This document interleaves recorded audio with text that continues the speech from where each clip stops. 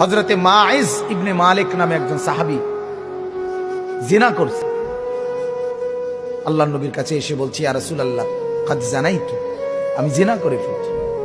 আল্লাহর নবী ফালতাফাতা, অন্যদিকে চেহারা ফিরাই দিয়েছেন। আবার তিনি বললেন ওইদিকে ফিরে গিয়ে, ইয়া রাসূলুল্লাহ আমি জিনা করেছি। নবীজি আবার চেহারা আরেক দিকে ফিরাই নিলেন। উনি আবার বললেন, ইয়া রাসূলুল্লাহ আমি জিনা করে ফেলেছি, আমাকে শাস্তি দেন, আমার উপরে হদ শরীয়তের বিধান কায়েম করেন, আমার আখিরাত পরিষ্কার করে দেন, আমার আখিরাত বরবাদ হয়ে যাবে নাই তো। আমি এখন ফয়সালা বিচার মানতে রাজি, আমার রায় এখন করে দেন। আল্লাহর নবী সাল্লাল্লাহু আলাইহি সাল্লাম তিনবারের পরে সাহাবীদেরকে বললেন খোঁজ নাও সত্যি কিনা।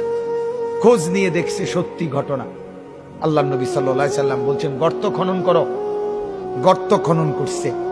ওই সাহাবীকে গর্তের মাঝখানে কোমর পর্যন্ত দাঁড় করাইয়া বাকি সাহাবীদেরকে বলছে তাকে পাথর মেরে হত্যা করো।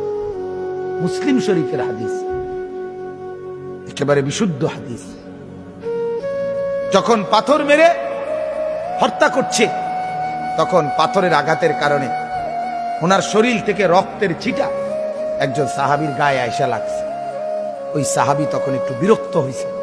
বিরক্ত হইয়া বলছে, আহ, এক নাফরমানের রক্ত লাগলো, এক বদকারের রক্ত গায়ে লাগলো, তো মানে এরকম একটা বিরক্তি দেখাইছে।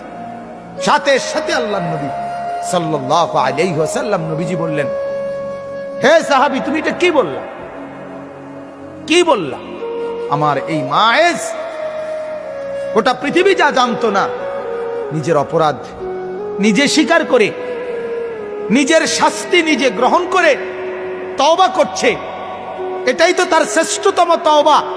আখিরাতের ভয়ে নিজেকে শাস্তির সামনে পেশ করে দিছে।